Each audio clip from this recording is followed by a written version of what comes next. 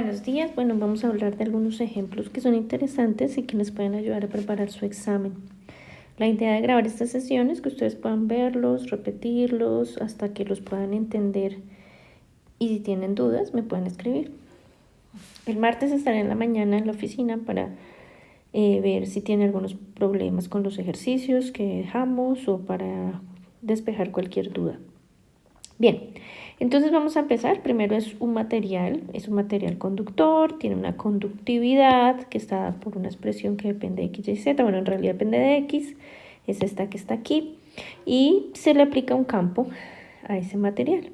Entonces la pregunta es, ¿cuál es la densidad de carga dentro del material? ¿Cómo va a estar la carga distribuida dentro del material? Bien, entonces para eso pues vamos a ver la densidad de corriente, la ley de Ohm, y tenemos la expresión para la conductividad y también para el campo. Entonces simplemente lo reemplazamos y al reemplazarlo pues estos exponentes se nos van y nos queda una densidad de corriente constante. Si queremos ver la densidad de carga, pues tenemos que hacer la ecuación de continuidad, y para hacer la ecuación de continuidad hallamos la divergencia de la densidad de corriente. Pero pues como es la divergencia de la densidad de corriente en últimas es la derivada, en este caso solamente en X, porque la densidad de corriente solamente está en X, pero igual pues es constante, perdón, aquí me equivoqué, es una constante, y como es una constante, pues da igual a cero esa derivada. ¿Qué quiere decir esto? Recuerdan que cuando teníamos esta ecuación así, decíamos que esto se presentaba cuando teníamos un sistema estacionario, es decir, que la corriente no variaba en el tiempo. Y esto implica que la densidad de carga pues tampoco varía en el tiempo. Y si la densidad de carga no varía en el tiempo, pues lo que decimos en este caso es la densidad interior del conductor pues es igual a cero, porque nosotros sabemos que dentro de un conductor pues las cargas no se distribuyen, sino que la carga no se acumula, sino que se pone en los extremos, ¿no? No en el interior, sin importar que tanto la de conductividad o el campo dependan de X. Bien. Ahora, ¿cómo se relaja esa carga? ¿No? Ya sabemos que en el conductor se va a desplazar la carga hacia los bordes, y cómo se relaja esa carga después. Entonces, digamos que inyectamos una carga inicial en el conductor, y el conductor pues es un material, tiene alguna permitividad, no es el vacío, y tiene una conductividad también. Y la pregunta es cómo decae esa carga en el tiempo, ¿no? Sabemos que ya mostramos por el ejercicio anterior que dentro del conductor no va a haber carga acumulada, pero esta carga que inyectamos inicialmente pues tiene que moverse en algún momento. Entonces para eso vamos a usar la ecuación de continuidad. La ecuación de continuidad pues nos da esa información de cómo se está distribuyendo la carga dentro del material. Sabemos que la densidad de corriente por la ley de Ohm pues se escribe de esta manera. Entonces vamos a reemplazar esta densidad de corriente por esta expresión, ¿no? Como esta es la conductividad y la conductividad es una constante, la puedo sacar y me queda la divergencia del campo. Pero la divergencia del campo pues es la ley de Gauss diferencial, que ya la habíamos visto. Entonces esa ley de Gauss diferencial me dice que esta divergencia del campo es igual a la densidad volumétrica de carga sobre épsilon. En este caso no es epsilon 0 porque estamos dentro de un material. Entonces aquí está. Lo reemplazo y ya tengo una expresión donde tengo densidad de corriente a la izquierda y a la derecha. Nuestra amiga, la ecuación diferencial de primer orden. Paso todo lo que sea densidad de carga a un lado, y al otro lado lo que no tiene densidad de carga. Y hago las integrales, integro desde un tiempo 0 hasta un tiempo t, una densidad de carga inicial que era la que habíamos inyectado en el material, hasta una densidad de carga que quiero analizar. Esta es la integral, esta integral me va a dar un logaritmo, y evaluado entre esos dos extremos y usando propiedades del logaritmo, pues me queda de esta manera. Por este lado, pues la integral es una integral sencilla, me da t. Y para quitar ese logaritmo y despejar la densidad de carga dependiente del tiempo, pues simplemente aplico exponente acá a ambos lados y me queda esta expresión que está aquí, donde este tau, pues la relación entre la permitividad y la conductividad del material. Y esto lo que nos dice es cómo, si se dan cuenta, esto es un exponente que va decayendo, y este exponente que va decayendo nos dice que la carga en el interior, esa carga que inyecta en el conductor en su interior, pues va a decaer, y ya sabemos que se va a ir para los bordes del conductor. Bien, otro ejemplo es este que está aquí. Tengo una corriente y esto es un material, le voy a aplicar una diferencia de potencial. El material va de 0 a L, es como un cilindro que tiene una resistividad que depende de X. Y en X igual a 0 le pongo un potencial V sub 0, y en X igual a L tengo un potencial 0. Entonces la diferencia de potencial pues es V sub 0. Me piden en este problema calcular la densidad de corriente. Entonces, para calcular la densidad de corriente, lo que hago es pues usar la expresión, la ley de Ohm, y en esa ley de Ohm me dice que es la conductividad por el campo eléctrico. Como he aplicado una diferencia de potencial, para aquí en el interior del material se va a presentar un campo eléctrico, que es el que en últimas hace la fuerza sobre las cargas para producir la corriente. Entonces, ese material va a tener una conductividad propia del material, pero sabemos que la conductividad pues es la inversa de la resistividad. Entonces la ponemos, la resistividad la conocemos. ¿Por qué hacemos esta relación? Porque a veces pues nos dan la resistividad, a veces nos dan la conductividad. Bien, entonces continuando con esto, tenemos que el campo eléctrico pues depende del gradiente del potencial que yo aplique. Entonces me dicen que hay una diferencia de potencial y tengo esa información. La diferencia de potencial está puesta en el material que va de 0 a L, entonces es una diferencia de potencial que va a depender solamente de X. Entonces mi gradiente me queda solamente con una componente, que es la derivada del potencial en dirección X. Y la densidad de corriente, entonces reemplazando, pues me va a quedar de esta manera. Así que si yo quiero encontrar la magnitud, voy a trabajar en la magnitud de la densidad de corriente, pues voy a integrar esta expresión, la voy a integrar en el espacio. En este material, pues la cantidad de corriente que tengo aquí por unidad de área va a ser la misma que tengo aquí por unidad de área. Entonces voy a sacar de la expresión la densidad de corriente. Integro desde un potencial V sub 0 que tengo en el punto 0 hasta un potencial 0 en el punto L. Y la integral aquí al lado izquierdo me da menos V sub 0. Y al lado derecho, pues hago la integral, ¿no? Esto es un 1, me queda una integral x, y este es un x, me queda x al cuadrado sobre 2. Evalúo entre 0 y L, y me queda esta expresión de aquí. Entonces, esta expresión de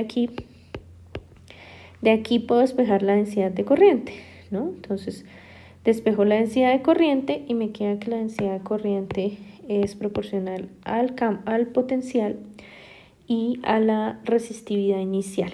Entonces aquí hay que revisar si esta respuesta nos queda en unidades que correspondan a la densidad de corriente. Sabemos que la densidad de corriente nos tiene que dar en unidades de amperio sobre metro cuadrado, ¿no? Porque es densidad de corriente por unidad de área. Entonces miremos si esto nos queda así. Nos queda el voltios, que es Coulomb. El voltio es Joule sobre Coulomb. Y la densidad de la resistividad es ohmio por metro. Y la longitud es en metros. Entonces esto me queda metros cuadrados. Entonces ya tenemos el metro cuadrado. el joule sobre coulomb es voltio. Eso hubiera sido más fácil, voltio sobre ohmio desde el comienzo, y eso me queda amperio sobre metro cuadrado. Listo, eso está bien. Entonces esta cantidad tiene las unidades apropiadas. Listo. El cuarto ejemplo corresponde al de un capacitor de placas paralelas. Es un capacitor que tiene, las placas tienen un área A, es un rectángulo que tiene lado L por aquí y lado W por este lado. Y le vamos a introducir aquí un dieléctrico, material dieléctrico, y lo vamos a introducir hasta que llegue a una distancia aquí X. Ese capacitor va a estar todo el tiempo conectado y a una fuente que tiene una potencial de V sub 0. Ya viéndolo de medio lado, pronto para que les sea más fácil ver, pues tenemos este esquema. Entonces, si se dan cuenta, pues tengo un área, un pedacito del volumen del capacitor pues lleno del dieléctrico, y la otra está en vacío, pero los dos tienen la misma diferencia de potencial. Entonces esto lo podemos reescribir como la pregunta que nos hacen en este ejercicio es cómo cambia la energía.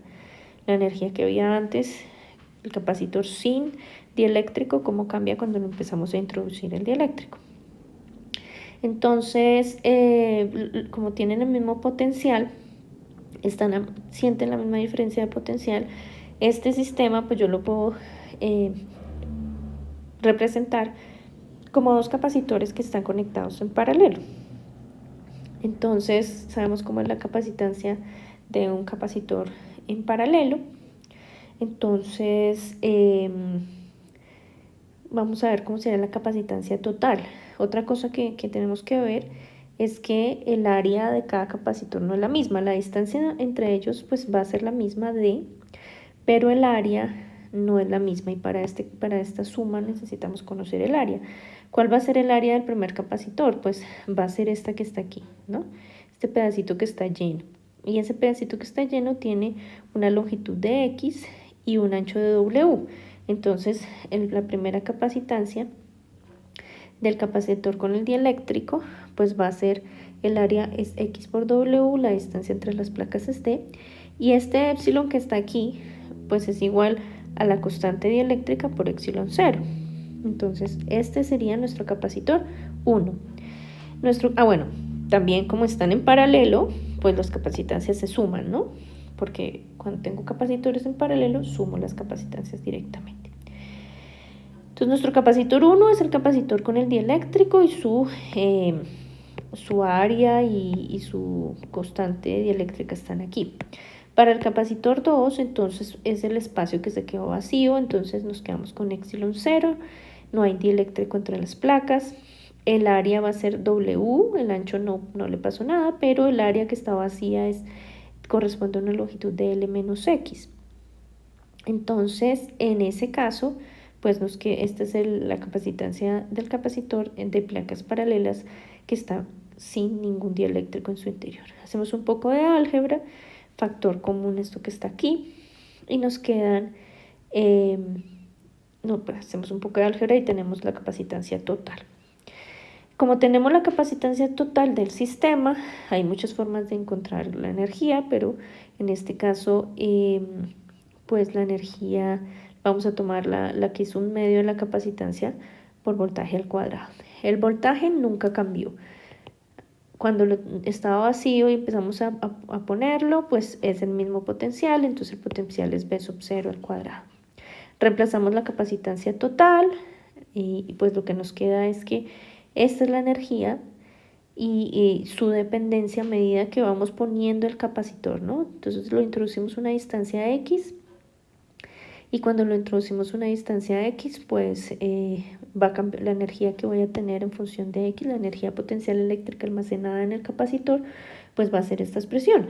Fijémonos en un caso, cuando X es igual a 0, X igual a 0 correspondería a que no hemos introducido el dieléctrico, en el capacitor, Entonces tengo una energía inicial de este modo. Y tenemos otro caso que es cuando X sea igual a L. Cuando X sea igual a L, pues este se va a ir, este se va a ir y nos va a quedar un capacitor totalmente lleno del dieléctrico, ¿no? O sea, al contrario a este que está aquí, nos quedaría un capacitor cuando X es igual a L, nos quedaría un capacitor como final, donde esto queda, esto queda, esto queda, y nos queda el K y el L, ¿no? Entonces tenemos el área completa, pongámoslo aquí, nos queda L y el P sub 0 cuadrado. Entonces, este es el área completa y nos queda un medio de la capacitancia por L, por el potencial al cuadrado. La diferencia, cómo cambia, pues sería como estaba inicialmente, menos cómo va cambiando en X, y pues esta es la diferencia, ¿no? Bien, ahora hablemos de cosas que no hemos hablado. Hicimos ejercicios también de ecuación de Laplace y ese tipo de cosas. Ya hicimos varios ejemplos de eso en una clase pasada. También hicimos el capacitor de placas paralelas, el cilíndrico, el esférico. Por favor, revisen eso también. Estamos haciendo ejercicios de cosas que no habíamos hecho ejercicios, como esto, por ejemplo. Vamos a hablar de la energía disipada en una resistencia variable. Entonces, esto es una cosa que hemos hablado ahí, comentado en la clase, pero quería que lo viéramos tal cual. Entonces, tenemos una resistencia que cambia en el tiempo, ¿sí? Por alguna razón. Por ejemplo, estas resistencias que podemos regular, cuán grande es la resistencia. Y hay una corriente I sub 0 que atraviesa ese alambre y esa resistencia del alambre es esa resistencia que está ahí. Depende de un coeficiente, depende del tiempo. Y la pregunta aquí, vamos a verlo entre un tiempo 0 y un tiempo TF. ¿Cuánta es la energía que se disipa en calor por la resistencia? Entonces ya sabemos que la energía que se disipa pues está en una resistencia está por esto. En ese caso, la corriente que circula por la resistencia es I sub 0, entonces está I sub 0 al cuadrado, y la resistencia pues depende del tiempo, entonces la reemplazamos. Como sabemos, la potencia es la rapidez con la que se realiza un trabajo o la variación de la energía con respecto al tiempo. Entonces, si me están preguntando la energía, ¿no? Entonces voy a relacionarlo con la potencia y para eso pues la variación de la energía va a ser la potencia por unidad de tiempo. Integro desde un tiempo 0 donde tengo pues energía 0 hasta un tiempo TF donde va a tener una energía U. Hago esa integral, estos son constantes, la saco de la integral, y si hago la integral de este pedacito, pues me queda esto que está aquí, evaluada entre 0 y TF. Entonces, en últimas, esta expresión me da la expresión dependiendo de la energía para esa resistencia que cambia en el tiempo. Depende pues del tiempo al cuadrado, ese factor beta pues me va a decir cómo como el peso que la variación del tiempo tiene y este sería el resultado. Ahora dijimos que también la resistencia variaba con la temperatura y hay una variación específica para, por ejemplo, filamentos que se calientan y es el calentamiento de Joule. El calentamiento de Joule se llama también autocalentamiento, es decir, pasa la corriente calienta el sistema y cuando viene más corriente esta temperatura va aumentando y va aumentando con el tiempo como el tiempo al cuadrado. Entonces, la pregunta es cuánto es la corriente que circula por un material que funciona como esto, un material real.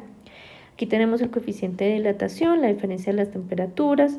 Entonces, lo primero que hacemos es reemplazar este calentamiento de Joule en la resistencia. Entonces, cuando lo reemplazamos, pues como lo primero que nos damos cuenta es que esta resistencia no queda dependiendo de la temperatura, sino que queda dependiendo del tiempo, como ya vimos en nuestro ejercicio anterior, ¿no? Entonces, esta resistencia, este beta, pues es parecido al que está aquí. La única diferencia es que aquí, pues esto sería beta, pero en este caso el tiempo va al cuadrado, porque es el modelo de calentamiento de Joule, es un modelo que va aumentando como T cuadrado. La pregunta es la corriente, ¿no? Entonces, pues usamos la ley de Ohm para las mediciones, que es esta, y reemplazamos lo que tenemos. El potencial pues es el mismo, es la diferencia potencial a la cual se somete entre los extremos del alambre. Reemplazamos la resistencia y tenemos algo como esto. Entonces, ¿qué nos dice esta expresión?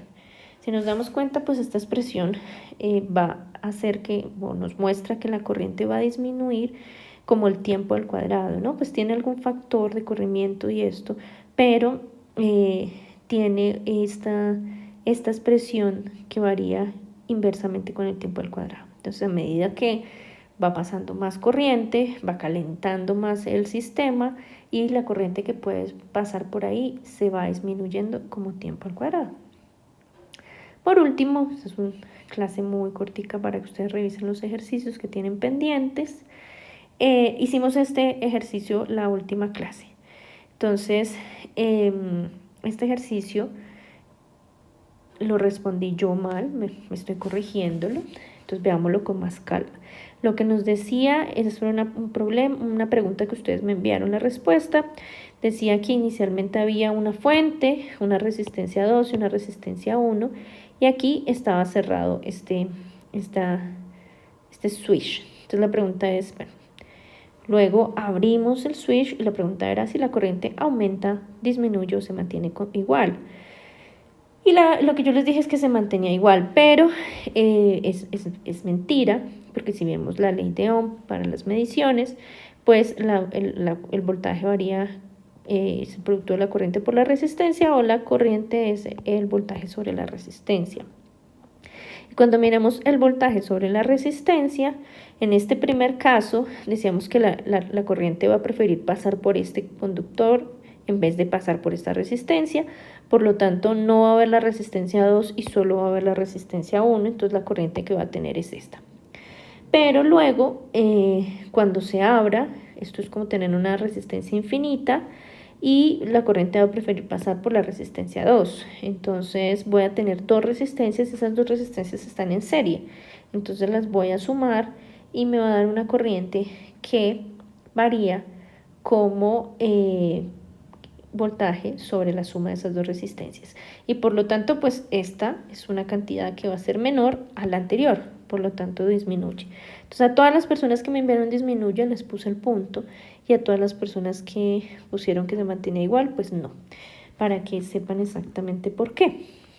Por último, tenemos aquí la clase que estábamos viendo.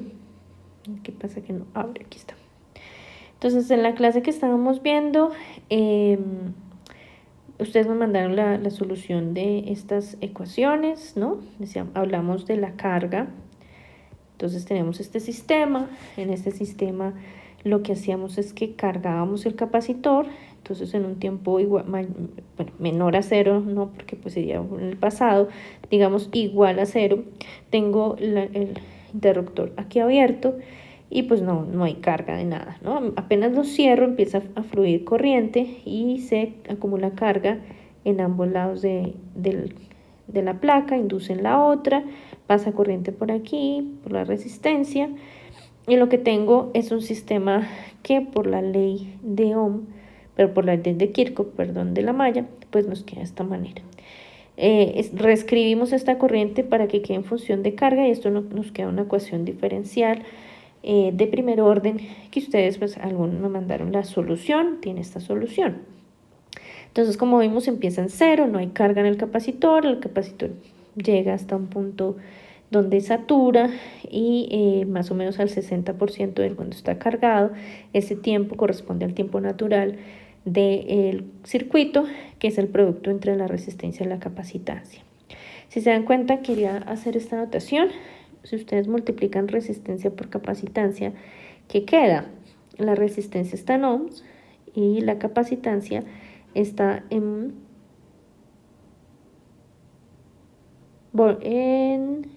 Coulomb. sobre voltios. Entonces, esto nos queda en amperios, que son coulombs sobre segundo.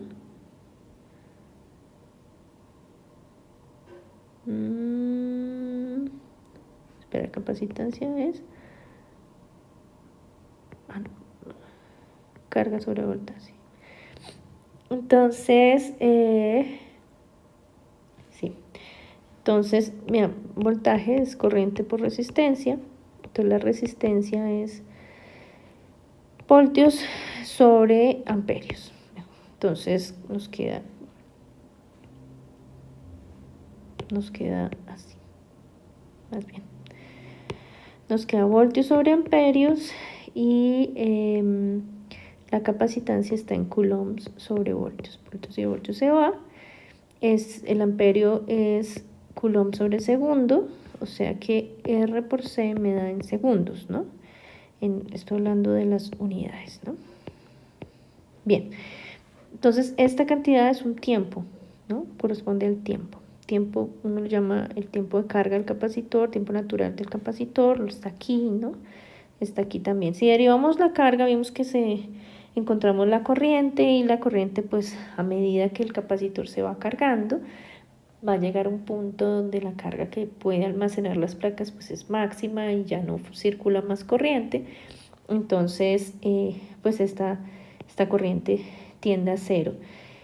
Y el tiempo natural se encuentra como más o menos el 30%, donde ya empieza la caída de la corriente.